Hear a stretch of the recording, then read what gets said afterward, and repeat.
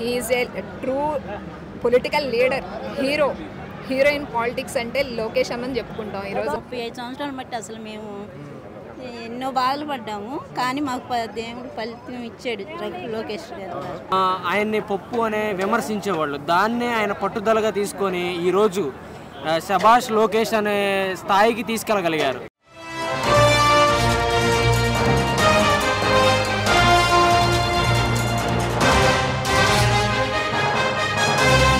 Hi, మీ పేరేంటండి? సింధు శాంతి. Present Mangalagiri ఎలా అనిపిస్తుందండి? లోకేష్ గారు వచ్చిన తర్వాత పనితీరు ఎలా అనిపిస్తుంది? మీ అభిప్రాయం ఏంటి? ఏం చెప్తారు? లోకేష్ గారు మంగళగిరి అసలు ఇప్పుడు గెలిచాక కాదండి, గత 5 సంవత్సరాలు కూడా అన్న ప్రతిపక్షంలో ఉన్నా కూడా మంగళగిరిని గుండెల్లో పెట్టుకొని చూసుకున్నారు.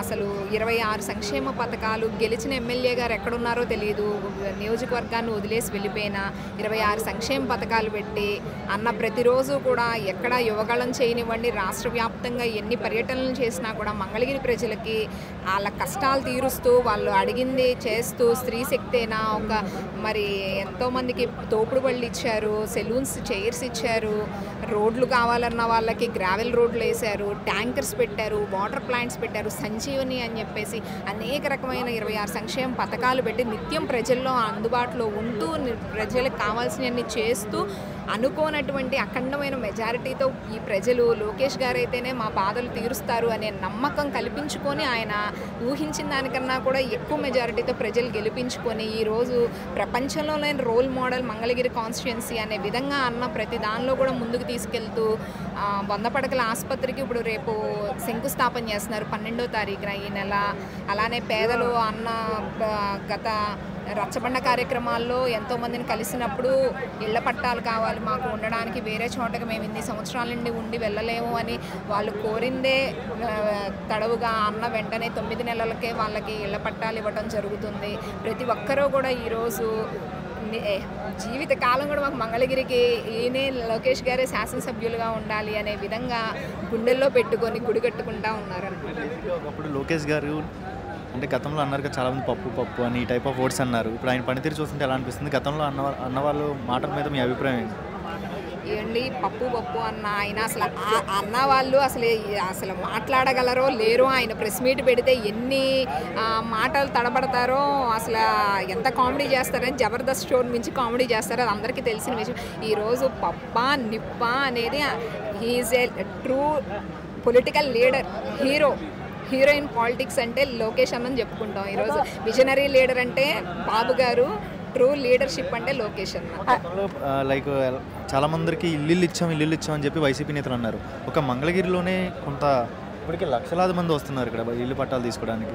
అంటే గతంలో ఇచ్చామంటున్నారు, ఇప్పుడేమో ఇంతమంది రావడానికి కారణం ఏంటి? గతంలో ఇచ్చానంటున్నారు, ఇప్పుడు చాలా మంది వస్తున్నారు. ఏంటి అప్పటికి ఇప్పుడు ఏంటి డిఫరెంట్? గతంలో ఇచ్చుంటే ఈరోజు ఇంతమంది వస్తారండి, మీకే కనిపిస్తున్నారు. ఇక్కడ ఒకసారి లైవ్ చూస్తే మీరే కనిపిస్తున్నారు.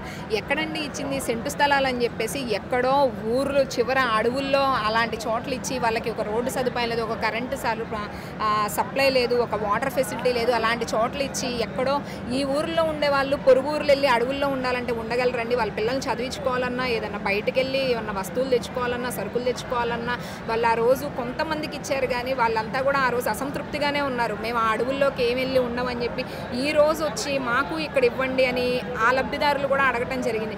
ఈ రోజు ఆయన నిజంగానే అన్నట్టుగా సొంత ఇల్లు ఇచ్చుంటే, స్థలాలు ఇచ్చుంటే వాళ్ళు ఇంతమంది ఎందుకు వచ్చి వాళ్ళ పట్టాలు తీసుకుంటూ ఉంటారండి? లోకేష్ గారు యువత విషయంలో ఆలోచించే విధానం ఎలా అనిపించిందండి? అసలు చాలా బాగుందండి. నిజంగా లోకేష్ అన్న వచ్చాక అసలు యువత కావాలని లోకేష్ అన్న గెలిపించుకున్నారనమాట. మా జీవితంలో మేము చదువుకున్న దానికి, మేము ఉద్యోగాలు చేసుకుని మా తల్లిదండ్రులు మేము చూసుకోవాలంటే ఒక చదువుకున్న ఒక లీడర్ కావాలి, లోకేష్ అన్నని గెలిపించుకుంటే మా భవిష్యత్తు బాగుంటుంది అనే విధంగా వాళ్ళు ఆలోచించి ప్రతి ఒక్కరు కూడా గత 5 సంవత్సరాలు అన్ని ప్రలోభాలు పెట్టినా, అన్ని దాడులు చేసినా కూడా భయపడకుండా యువత ముందుకొచ్చి నడిపించి ఈరోజు గెలిపించుకోవడం జరిగిందండి. వాళ్ళు కూడా ప్రతి ఒక్కరు మాకు 20 లక్షల ఉద్యోగాలు ఇస్తానని ఏదైతే నా అన్న వాగ్దానం ఇచ్చారో దాన్ని నెరవేర్చుకుంటూ ప్రతి కంపెనీలు కూడా ఈరోజు చూస్తున్నాయి. ఎంతోమంది కంపెనీలు వాళ్ళు వచ్చి పెట్టుబడులు పెట్టడానికి ముందుకొస్తూ ఉన్నారు. కేవలం లోకేష్ అన్న ఐటీ విద్యాశాఖ మంత్రిగా ఉన్నారు కాబట్టే ఇదంతా చేయగలుగుతున్నారు. ప్రతి ఒక్కరికి కూడా ఆ భరోసా కల్పించారు యువతకి. గత ప్రభుత్వంలో ఐటీ మినిస్టర్కి ఇప్పుడు ప్రజెంట్ ఉన్న ఐటీ మినిస్టర్కి తేడా ఏంటంటే ఏం చెప్తారు? అసలు గత ప్రభుత్వంలో ఐటీ మినిస్టర్ ఉన్నారనేది కూడా ఎవరికి తెలియదండి. ఆయన దావోస్ వెళ్ళారా అండి? ఒక్కరికన్నా ఒక్క చదువుకున్న విద్యార్థికి ఉద్యోగాన్ని వచ్చిందండి. ఈరోజు అసలు చూడాలంటే అసలు ఎక్కడా కూడా లేదనమాట. ఆ వాలంటీర్ ఉద్యోగాలు ఇచ్చి యువతను అందరినీ భ్రష్టు పట్టించేసి వాళ్ళని పక్కదోవ పట్టించి డ్రగ్స్ అని, వైన్ అని, శాండ్ అని, ల్యాండ్ అని మాఫియాల్లోకి వాళ్ళని ఇది చేసేసి వాళ్ళ భవిష్యత్తు నాశనం చేసేసి ఇచ్చేశారు. ఐటీ మంత్రి ఎక్కడున్నాడండి? గత ప్రభుత్వంలో ఎక్కడున్నాడు ఐటీ మంత్రి? అసలు ఆ దావోస్ వెళ్ళి పెట్టుబడులు తేవాల్సిన ఒక మంత్రి, బాధ్యతారహితంగా ఉండాల్సిన ఒక మంత్రి, ఆయన దావోస్ వెళ్తే చలి అది ఇది అని చెప్పేసి మాట్లాడి అట్లా చేసి ఒక హాస్యాస్పదంగా ఆ పదవిని భ్రష్టు పట్టించేశారు. ఒక మాటలో ఏం చెప్తారు నారా లోకేష్ గారి గురించి? హీజ్ ఎ ట్రూ లీడర్ అండి. That's it, he's a true leader. Lokesh గారు మంగళగిరిలో పట్టాలు ఇవ్వడం జరుగుతుంది. వచ్చిన వాళ్ళకి భోజనం పెడుతున్నారు, బట్టలు కూడా ఇస్తున్నారు, సిల్లి పట్టా ఇస్తున్నారు. ఎలా అనిపిస్తుందమ్మా మీకు? మాకు సంతోషంగానే ఉందండి. మేము వచ్చి 35 సంవత్సరాలు. ఈ 35 సంవత్సరాల్లో మాకు అసలు ఎప్పుడు మంచిగా ఏం జరగలేదు. లోకేష్ గారు వచ్చినాక మాకు ఇంటి పట్టా ఇచ్చారు. సంతోషం. బట్టలు ఇచ్చారు. చూపించండి, ఏమి ఇచ్చారు? షర్ట్లు. అంటే ఎవరెవరు వచ్చారు? అందరూ వచ్చారు. ఓకే. సో వచ్చిన వాళ్ళకి బట్టలు కూడా ఇచ్చి పట్టా ఇచ్చి ఇలా కూడా ఇస్తున్నారు. ఓకే. సో చూసారు కదండి, లోకేష్ గారు చీర కూడా ఇచ్చారు, వచ్చిన వాళ్ళకి బట్టలు కూడా ఇచ్చి భోజనం కూడా పెట్టి పంపిస్తున్నారు. సో ఎలా అనిపిస్తుందమ్మా లోకేష్ గారు రిసీవింగ్, ఆయన మాట తీరు మీకు ఎలా అనిపిస్తుంది? సంతోషంగానే బాగానే చేస్తారు. గతంలో అనుకున్నారమ్మా మనకి ఈ పట్టాలు వస్తాయని చెప్పి, మన ఇంటికి ఇంత పట్టా ఉండిద్దని అనుకున్నారమ్మా? ఓకే. చూడండి, ఇప్పుడు మీరు కూడా చెప్పుకోవడానికి చాలా అందరికీ చెప్పుకోవచ్చు, మీకంటూ ఒక పట్టా ఉంది, మీ ఫోటోతో, మీ పేరుతో. ఎంతో సంతోషపడతాం. 35 సంవత్సరాలు బట్టి అసలు మేము ఎన్నో బాధలు పడ్డాము, కానీ మాకు దేవుడు ఫలితం ఇచ్చాడు లోకేష్ గారు. అనుకున్నారమ్మా లోకేష్ గారు వచ్చిన తర్వాత ఒక 8 నెలలు 9 నెలల్లోనే మీలాంటి ప్రజలకి పట్టాలు ఇస్తారని అనుకున్నారమ్మా? ఇస్తానని చెప్పారు మాకు. అంటే వచ్చేంత కూడా ఆశలు లేవు అని చెప్పి చాలా మంది ప్రజలు అన్నారు మంగళగిరి వాళ్ళు. వచ్చిన తర్వాత ఇప్పుడు ఇస్తానన్నారు, ఇచ్చారు. మీకు పట్టాలు లేకుండా ఇలా పట్టాలు ఇస్తామని చెప్పి ఎన్ని సంవత్సరాల నుంచి అన్నారమ్మా గత ప్రభుత్వం వాళ్ళు? సంవత్సరాలు బట్టి మేము ఉంటానే ఉన్నాం. ఇస్తామంటున్నారు, ఎన్ని చోట్లకి వెళ్ళినా ఎక్కడ పని అవ్వాల. మరి ఒకవేళ పట్టాలు లేదనుకో మన ఇంటికి ఏంటి దేనివల్ల ఏంటి ప్రాబ్లం? అసలు పట్టా లేకపోతే ఏమేమి ఇబ్బందులు వస్తాయి మనకి? ఇబ్బందే కదా, పట్టా లేకపోతే ఇల్లు తీసేస్తారు అంటారు కదా.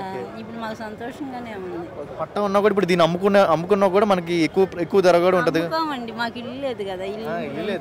అమ్ముకునేది లేదు అసలు. మాకు ఉండడానికి నేడు ఉండాలి కదా. ఎలా అమ్ముకుంటాము? లోకేష్ గారు ఇప్పుడు మీరున్న బిల్డింగ్ కి మీరే బాగుంటారు ఇంకా. అంతే ఇక మాకు సంతోషం. ఇప్పుడు ఎవరో గవర్నమెంట్ అతను వచ్చి ఆయన ఏదో పెట్టేస్తారని భయంతో ఉన్నారు ఇన్ని సంవత్సరాలు. ఇక ఇప్పుడు అసలు అమ్ముకుంటాం అంటూ జరగదు. పట్ట వచ్చింది ఆనందంగా పిల్లలతో ఉంటాం, అంతకాలం ఉంటాం ఇక ఇంట్లోనే. లోకేష్ గారికి ఏం చెప్దాం అనుకుంటున్నారు? ఇన్ని చేశారు కదా, చెప్తాం ఇక. మంగళగిరి మంచి రోజులు ఇంకా వస్తాయంటారా? వస్తాయి మంచి రోజులు, ఇంకా మంచి పనులు చేస్తాడు. మంగళగిరిలో ఏం చేయట్లేదు అంటున్నారు లోకేష్ గారు అని అంటే చాలా మంది అంటున్నారు. కొంతమంది ఎందుకు చేయరండి, చేస్తారు. నమ్మకం ఉందా? నమ్మకం. నమస్తే అండి, మీ పేరు? నా పేరు సాయినందన్ అండి, ఎర్రబాలెం నుంచి.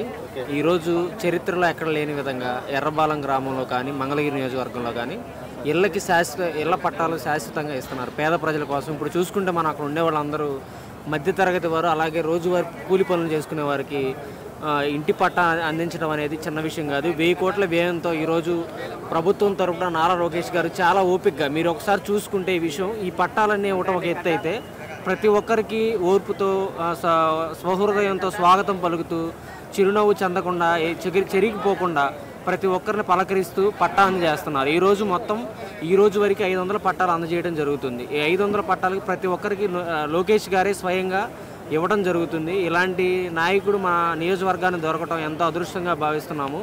ఈరోజు ఈ కార్యక్రమంలో పట్టాలు ఇవ్వటమే కాకుండా ప్రతి ఇంటికి పట్టుబట్టలు సమర్పించి అలాగే భోజనం కూడా పెట్టి పంపిస్తున్నారు. లోకేష్ గారికి, అలాగే నారా చంద్రబాబు నాయుడు గారికి, పవన్ కళ్యాణ్ గారికి ఇంతటి బహుతర కార్యక్రమాన్ని మా గ్రామానికి ఇచ్చినందుకు మేము మా గ్రామ ప్రజల తరఫున కృతజ్ఞతలు తెలియజేస్తున్నాము. ఈరోజు మేము గర్వంగా ఫీల్ అవుతున్నాం, ఎందుకంటే ఒక మంచి నాయకుడిని ఓటు వేసి 2024లో గెలిపించుకుందాం అని చెప్పి. గత 5 సంవత్సరాల్లో ఎవరైనా ఇటువంటి ఏర్పాట్లు అనేది చేశారండి? లేదండి, అసలు గత 5 సంవత్సరాల్లో కాదు, ఇంతకు ముందు రాజకీయాలు పుట్టినప్పటి నుంచి ఇలాంటిది లేదు, కార్యక్రమం లేదు. ఎందుకంటే ప్రతి ఒక్కరికి 20,000 మందికి, నియోజకవర్గంలో 20,000 మందికి పట్టాలు ఇచ్చే కార్యక్రమాన్ని అసలు ఎవరు నిర్వహించలేదు. ఇంత చక్కగా, ఇంత ఓర్పుగా ఆయన ఇప్పుడు మినిస్టర్గా ఉన్నారు, చాలా బిజీ టైంలో ఉన్నారు. అయినా సరే వారం రోజులు ఈ 3000 పట్టాలు ఈరోజు అలాగే 7 నుంచి 12వ తారీఖు వరకు 3 రోజులు స్వయంగా ప్రతిరోజు ఆయనే వచ్చి ఇంటి పట్టాలు ఇచ్చారు. ఇంత బిజీ టైంలో కూడా ఇవ్వటం మేము మా మీద ఎంత ప్రేమ ఉందో అలాగే మేము ఓట్లు వేసి గెలిపించుకున్నాం. 91,000 మెజారిటీ తీసుకొచ్చి ఇచ్చాం. ఆ మెజారిటీని మేము ఎలా అయితే ఆయన్ని గెలిపించుకున్నామో అదే ప్రేమ మా మీద ఉంచి ఈరోజు ఈ పట్టాల కార్యక్రమాన్ని సమర్పిస్తున్నాం. అలాగే గతంలో ఆయన్ని చాలా విమర్శించారు కదా అండి, రాజకీయ పరంగా అసలు లోకేష్ గారు పనికిరారు అని చెప్పేసి అని అన్నారు. ఇప్పుడు ఆయన పనితీరు చూస్తున్నారు కదా, విమర్శించిన వాళ్ళకి మీరు ఏం చెప్తారు? ఏం చెప్తానంటే నారా లోకేష్ గారి గురించి మనం ఒక స్ఫూర్తి తీసుకోవాలండి. ఎందుకంటే 2019లో ఆయన్ని పప్పు అనే విమర్శించేవాళ్ళు, దాన్నే ఆయన పట్టుదలగా తీసుకొని ఈరోజు శభాష్ లోకేష్ అనే స్థాయికి తీసుకెళ్ళగలిగారు. మనం వైసీపీ వారి విమర్శలు పట్టించుకోవడం అంటే మన పని ఆపుకొని వాళ్ళ గురించి ఆలోచించడం. ఎందుకంటే వాళ్ళు సరిగా ఒకళ్ళు మాట్లాడే వాళ్ళు నోరెత్తితే బూతులు వస్తాయి. ప్రజలకు కూడా విసుగు చెందిపోయి వాళ్ళని 2024లో తరిమి కొట్టారు. ఇప్పుడు ఒక్కొక్కళ్ళు ఒక్కొక్క ప్రాంతానికి వెళ్ళి బతుకుతున్నారు. గత ఐటీ మినిస్టర్ కి ప్రెసెంట్ ఐటీ మినిస్టర్ కి తేడా ఏంటంటే చాలా డిఫరెన్స్ ఉందండి. ఆయన 5 సంవత్సరాలు ఉన్నా కానీ కోడిగుడ్డనో అదనో ఇదనో విమర్శలు చేశారు. కానీ లోకేష్ గారు 10 నెలలు అయినప్పటికీ ఆయన ఒకటే కాన్సెప్ట్, మన ఎన్టీ రామారావు గారిని చూసుకున్నా, చంద్రబాబు నాయుడు గారిని చూసుకున్నా, వాళ్ళిద్దరిని కలుపుకొని మరొక వర్షన్ బయటకు వచ్చిందని చెప్పి మనం అనుకోవచ్చు. ఆయన ప్రజల్లోకి రావడం కానివ్వండి, ప్రజల దగ్గర ప్రజల్ని రిసీవ్ చేసుకోవడం కానివ్వండి, ఆయన పదవిలోకి వచ్చినప్పటి నుంచి అసలు ఎలా అనిపిస్తుంది ఇవన్నీ చూస్తుంటే మీకు? బాగుందండి. మన మంగళగిరి నియోజకవర్గంలో మేమందరం ఆయన్ని గెలిపించుకున్నందుకు చాలా సంతోషంగా ఉంది. ఇప్పుడు ఎవరికైనా ఏమైనా ఉంటుందంటే నాయకులకు కానీ కింద స్థాయిలో ఉండే కేడర్కి కానీ మనం సరైన నాయకుడిని ఎన్నుకుంటే ఇలాంటివి. ఇప్పుడు మేము మంచి నాయకుడిని ఎన్నుకున్నాం. ఈరోజు మా గ్రామంలో వారికి ఇన్ని ఇళ్ల పట్టాలు వచ్చినాయంటే మాకు సంతోషమే కదా. దాని గురించి మనం సరైన నాయకుడు ఎన్నుకున్నామంటే మనకు పరిపాలన కూడా సరిగా ఉంటుంది. పేద ప్రజలు కానీ అవసరాలు అదే సంక్షేమ పథకాలు కానీ ఇవన్నీ బాగుంటాయి. అలాగే ఐటీ మినిస్టర్ నారా లోకేష్ గారు యువత గురించి ఎక్కువగా ఆలోచిస్తున్నారు. ఐటీ పరిశ్రమలు తీసుకురావాలి అని అంటున్నారు. నిజంగా లోకేష్ గారి ద్వారా రాబోయే రోజుల్లో యువతకి నిరుద్యోగ సమస్య అనేది తీరి ఉద్యోగ అవకాశాలు పెరుగుతాయి అంటారా? ఖచ్చితంగా వస్తాయండి. ఈ రోజు మనం చూసుకుంటే మన పక్క రాష్ట్రం హైదరాబాద్, నారా చంద్రబాబు నాయుడు గారు దానికి పునాది వేశారు. అదేవిధంగా దానికి మించి మన దేశంలో బెంగళూరు, చెన్నై ఇవన్నీ అలా ఉంటాయి. హైదరాబాదు, మన అమరావతి కూడా వాటికి ధీటుగా చాలా చక్కగా ఉండిద్దని చెప్పి మేము అందరం ఆశిస్తున్నాం. ఒక మాటలో ఏం చెప్తారు నారా లోకేష్ గారు? ఇది మన ప్రభుత్వం, మన మంచి ప్రభుత్వం. లోకేష్ గారు కానీ, చంద్రబాబు నాయుడు గారు కానీ, పవన్ కళ్యాణ్ గారి ఎంటైర్గా మన ఎంతమంది ఎమ్మెల్యేలు అయితే ఉన్నారో వాళ్ళందరూ కానీ, మినిస్టర్స్ కానీ చాలా చక్కగా క్రమశిక్షణగా పరిపాలన అనేది అందిస్తూ ఉన్నారు.